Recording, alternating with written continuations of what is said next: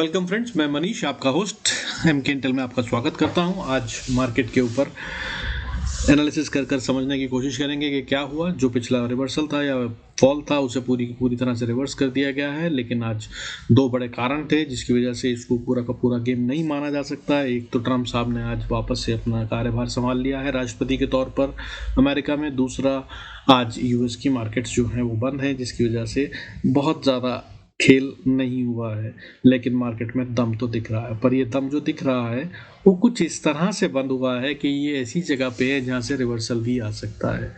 सो उन सबको समझकर किस तरह से ट्रेड किया जाना चाहिए, क्या होंगे इंपॉर्टेंट लेवल, उन सब की बात करेंगे। आइए शुरू करते हैं आज का वीडियो।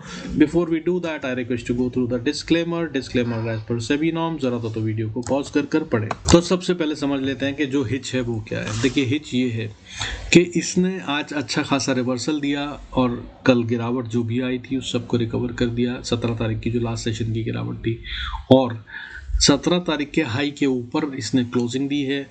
निफ्टी की बात कर रहे हैं तो ये मजबूती के साइन है।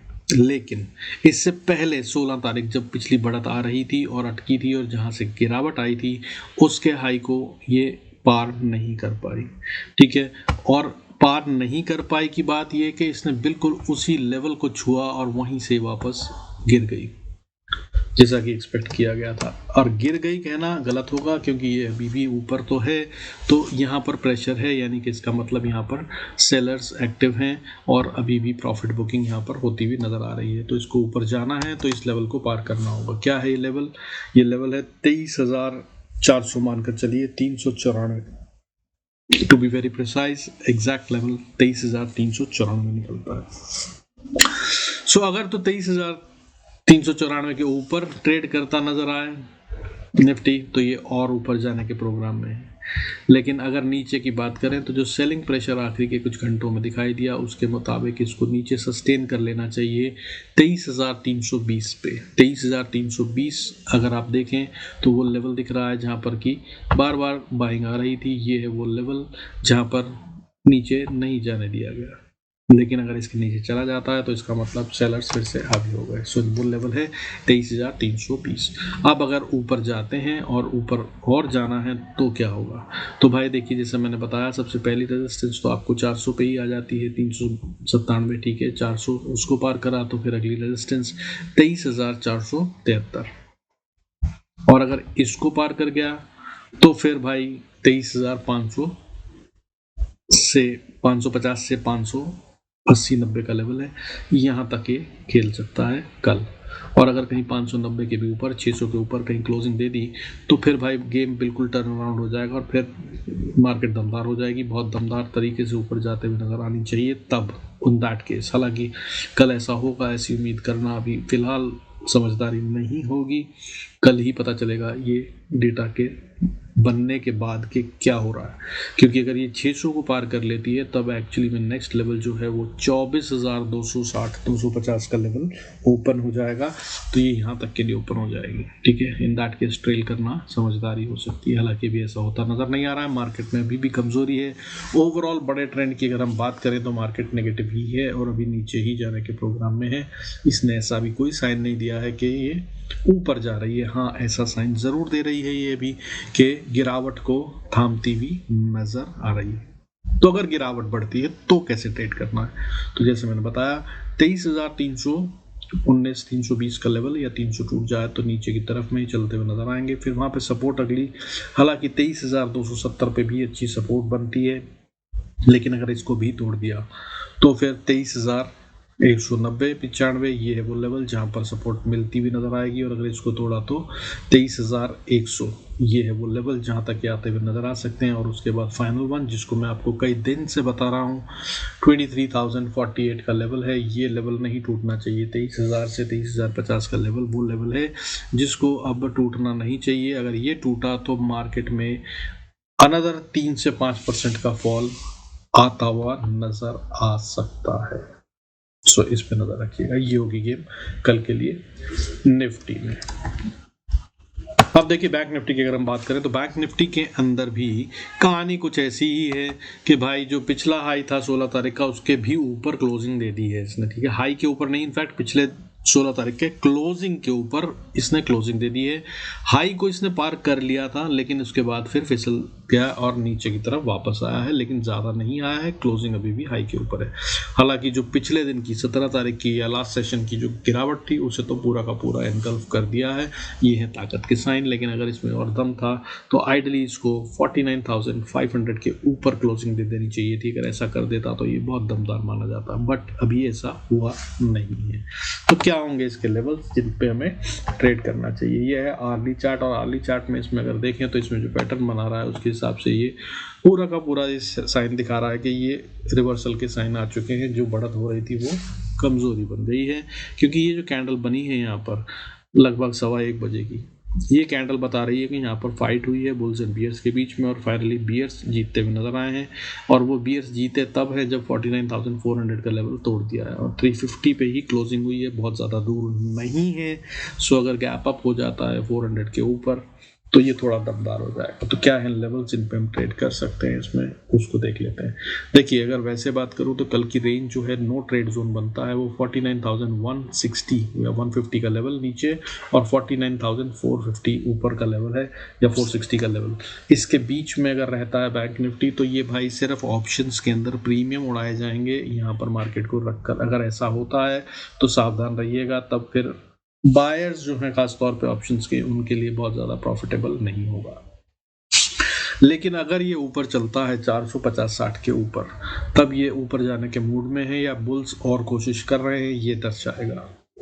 और अगर ऐसा है तो फिर 49,650 अगला लेवल बनता है, और अगर इसको पार कर जाए तो फिर 49,900, और उसके बाद फिर 50,080, और उसके बाद 50,230 का लेवल है जहां तक बैंक निफ्टी जाने का प्रोग्राम बना रहा है, ये समझिएगा। और उसको ट्रेल कर कर जितना राइड कर सके करने की कोशिश कीजिएगा, अगर ऐसा होता है तो। हाउएवर, अगर इसको नहीं जाना है ऊपर तो मेरी समझ से ये 49,650 को भी पार नहीं करेगा। और अगर बात करें तो हो सकता है कि 49,460 के नीचे ही रहे, 460 के। और अगर ऐसा होता है तो नीचे में जो है ये फॉल की कहानी बनाता है। अगर तो नीचे में सपोर्ट बनती है 49,157, और अगर इसको तोड़ दिया तो फिर 49,000 साइकोलॉजिकल लेवल भी है और इम्पोर्टेंट टेक्निकल लेवल भी बनता है। इसको तोड़ा तो फिर गड़बड़ मामला, 48,800, 730, और उसके बाद फिर 540, ये होंगे लेवल्स जिनको ये अचीव करने की कोशिश करेगा। और अगर यहाँ भी नहीं बचा पाए तो फिर 48,340, और अगर इसको भी तोड़ दिया तो फिर 47,880 से लेकर 800 का लेवल है। ये लेवल होगा जिसे डिफेंड करना बहुत ज़रूरी है बैंक निफ्टी के लिए। अब अगर ये टूटा तो कहानी बहुत गड़बड़ा जाएगी। बड़े चार्ट पे अगर आप देखेंगे तो भाई यहाँ से टूटने के बाद 47,800 या 750 को मान लीजिए ये नया फॉल शुरू कर देगा। और अगर ऐसा हुआ तो फिर 3 से 5% की कहानी निफ्टी में जो दिख रही है उससे भी ज़्यादा फॉल शायद बैंक निफ्टी में आता हुआ नजर आ सकता है। पर मिड कैप निफ्टी काफ़ी दमदार दिख रहा है, ठीक है। इसकी अगर हम बात करें तो मिड कैप निफ्टी की अगर हम बात करें तो मिड कैप निफ्टी की कैंडल जो है वो खासी बुलिश दिख रही है। पूरा का पूरा सेलिंग प्रेशर अब्सॉर्ब कर लिया गया, पिछली कैंडल के लो को नहीं टूटने दिया गया, उससे ऊपर ही रखा गया और फिर उसके बाद ऊपर ले जाया गया। क्लोजिंग भी प्रीवियस डेज की हाई के ऊपर दी है, और उससे बड़ी बात जो पिछली लास्ट कैंडल जिस एरिया में घुसकर ये ट्रेड कर रहा है उसका 50% एनगल्फ कर दिया है इसने। और ये एक अच्छा साइन माना जाता है।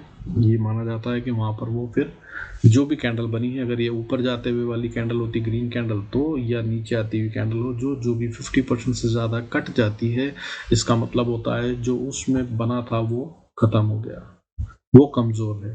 तो यहाँ पे बियर्स कमज़ोर नज़र आ रहे हैं, इसमें ये कहानी नज़र आ रही है। अब ट्रेड कैसे करना है?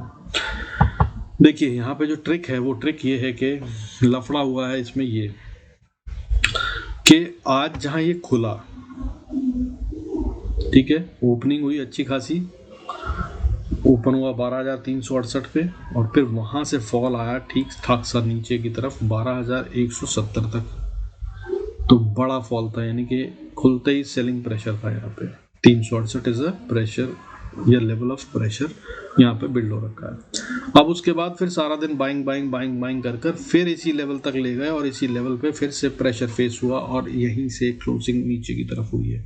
तो जब तक ये अब ऊपर पार नहीं कर लेता, दैट इज 12,386, तो इसमें बाय बनाना थोड़ा सा खतरनाक है। हालांकि कैंडल ओवरऑल मैंने आपको दिखाई और वो काफी बुलिश कैंडल है, ठीक है। पिन बार डोजी बनता हुआ नजर आ रहा है, जो कि काफी स्ट्रॉन्ग साइन होता है बुलिशनेस का। तो अगर इसको बाय करते हैं 380-85 के ऊपर ट्रेड करता है तो भाई ये ऊपर जाने के प्रोग्राम में है, लेकिन ऊपर में 12,424-25 पे इस पे फिर से रेजिस्टेंस है, जो कि काफ़ी स्ट्रॉन्ग और स्टिफ रेजिस्टेंस है। इसको पार करना इसके लिए मुश्किल होगा। इसको पार कर लेता है तो फिर अगली लेवल जो है वो 12,500 से 12,530 का लेवल है, यहाँ तक ये पहुँच जाएगा। यहाँ पर पहुँचकर ये अटक सकता है, इसको ध्यान में रखिएगा। और इसको पार कर ले तो फिर जो रेजिस्टेंस है वो कमज़ोर है, फिर ये और बढ़ता हुआ नज़र भी आ सकता है। अगर इसने फंसना है तो ये 12,530 तक फंस जाएगा, नहीं तो फिर ऊपर रेजिस्टेंस है जो टाइम तो लगाएंगी, ऑप्शंस का प्रीमियम खाएंगे, लेकिन ये बढ़ता हुआ जा सकता है फिर 12,555 से 12,575 तक। और इसको पार कर जाएगा तो फिर 12,680 ये है लेवल जो ऊपर की तरफ आ रहा है। और उसके बाद जो स्टिफ रेजिस्टेंस है वो 12,778 778, इसको पार करना मुश्किल है। हाउएवर अगर ये कमजोर है तो भाई ये नीचे की तरफ चलेगा, तो आइडली खतरनाक है। यहीं से अगर आप सेल करते हैं तो भाई सेल का सीन बन नहीं रहा है इसमें वैसे, पर इसकी पहली सपोर्ट जो बनती है वो 12,260-62 के पास बनती है और यहीं पर सबसे ज़्यादा खेल भी होने वाला है, ये भी याद रखिएगा। मिड कैप निफ्टी को ही सबसे ज़्यादा नचाया जा रहा है। तो 12,260 से 250 का लेवल है। अगर फॉल आना है तो ये फिर ऊपर नहीं जा रहा है, फिर ये 350-60 के ऊपर नहीं जाएगा, 360 के नीचे ही रहता है अगर, तो फिर आप इसमें सेल का ट्रेड बना सकते हैं मेरी समझ से। तो फिर 12,250 से 245 का लेवल है, यहाँ तक ये आता हुआ नजर आ सकता है। और अगर इसको तोड़ देगा तो फिर ये 12,154 के लेवल को टेस्ट करता नजर आएगा। 12,154 154, इसको तोड़ दिया तो फिर 12,047 और इसको तोड़ा तो 11,927। ये होंगे लेवल्स जो नीचे की तरफ में चलते हुए नजर आएंगे। अब सेंसेक्स की बात कर लेते हैं। इसके बाद सेंसेक्स की अगर हम बात करें तो सेंसेक्स थोड़ा ट्रिकी है। सेंसेक्स ट्रिकी कैसे है कि अगर हम इसको डेली चार्ट पे देखें तो भाई डेली चार्ट पे इसने क्लोजिंग दी है जो पिछला रेड था लास्ट डे की, जो 17 तारीख की कैंडल थी, बिल्कुल उसके बराबर में जो उसका हाई था, ठीक है। और वो ओपन हाई था, खुलते ही जहां पे मार्केट खुली थी 17 तारीख को वहीं से गिरता हुआ नजर आया था और इसने वहीं तक जाकर अपने आप को रोक दिया। हालांकि कोशिश करी थी इससे ऊपर जाने की, और इससे पिछली कैंडल जो 16 तारीख वाली जो मैंने निफ्टी में दिखाई जिसको पार कर लिया गया था, ये उसको भी पार नहीं कर पाया। भाई ये स्टोरी है जिसको आपको ध्यान में रखना है कि सेंसेक्स में कमजोरी थोड़ी ज्यादा दिख रही है, इसका ध्यान रखिएगा। अब अगर इसको ट्रेड करना है तो कैसे, ध्यान रखिए। देखिए इसके अंदर में नो ट्रेड जोन बन रहा है मेरी समझ से 76,920 नीचे में और 77,280 ऊपर में, ये नो ट्रेड जोन बनता है डेली। लेकिन बहुत सारे लोग हैं सुनेंगे नहीं, मानेंगे नहीं, करना ही है ट्रेड।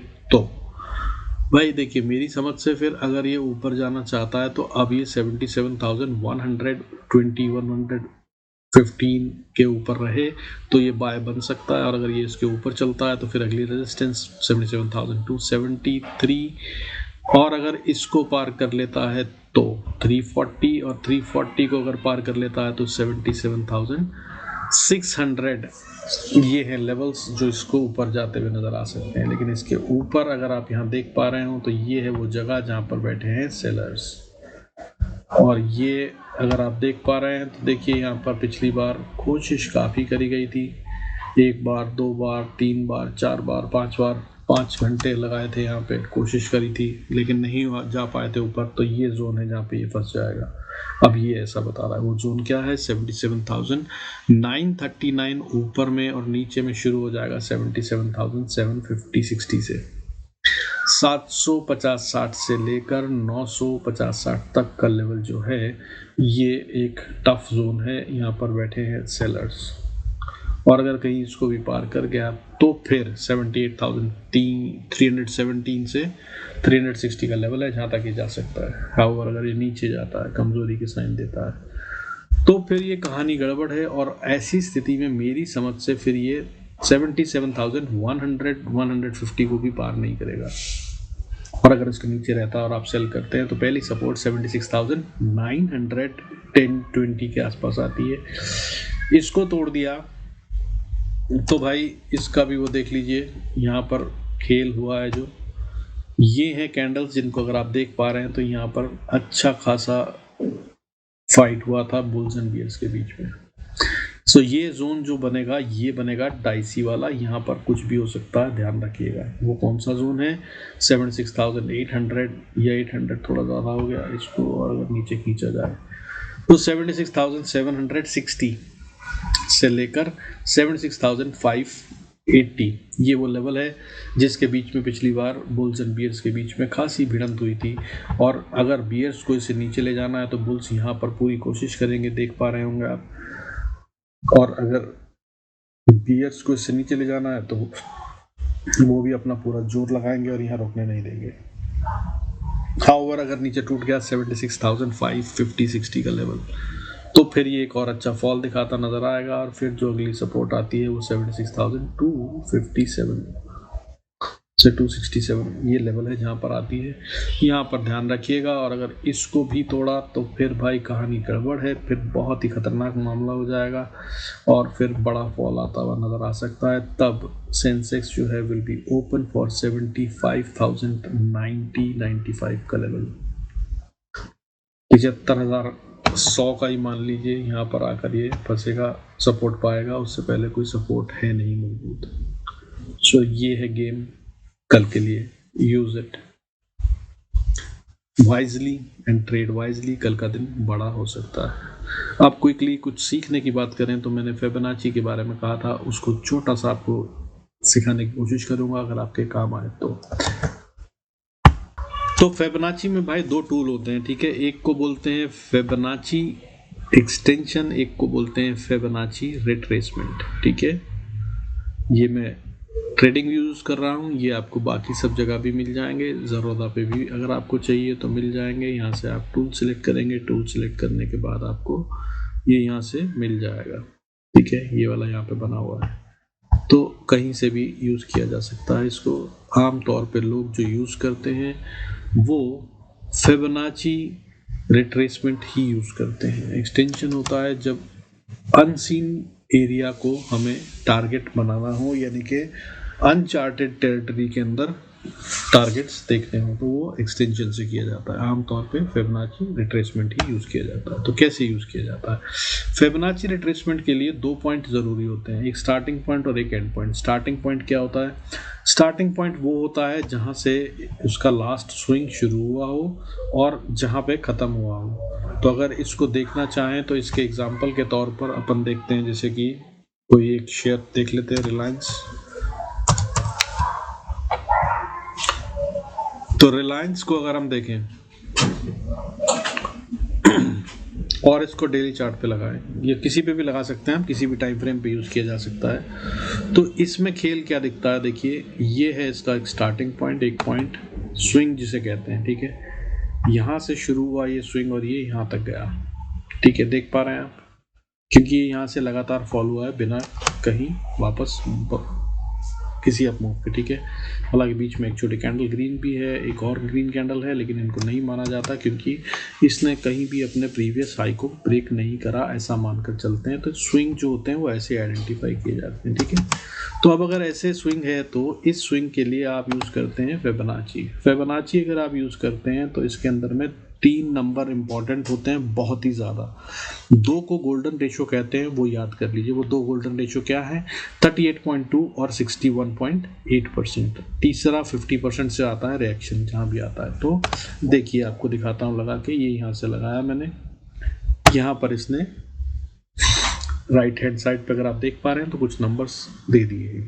इन नंबर्स में अगर आप देखें तो यहाँ पर ये दिखाई दे रहा है 38.2%, जो कि यहाँ पे 0.382% के हिसाब से दिख रहा है, दूसरा यहाँ पे दिख रहा है 61.8%। सो ये दो गोल्डन रेशियोज बोली जाती हैं और कहा जाता है कि यहाँ पे रिएक्शंस आते ही आते हैं। अब कहानी क्या होती है, इसको यूज़ कैसे करते हैं, उसका यूज़ करने की बात करते हैं। तो पहले तो आपने लगाना सीख लिया, लगाने के बाद इसको माना जाता है कि अगर ये यहाँ तक है तो ये कहाँ तक जाएगा उसको देखना होता है। तो अगर ये देखें तो देखिए 38% गोल्डन रेशियो मानी जाती है और इसको जोन माना जाता है। 38 से 50 वाले को जोन मानिए, 50 वाले से 61 वाले को जोन मानिए।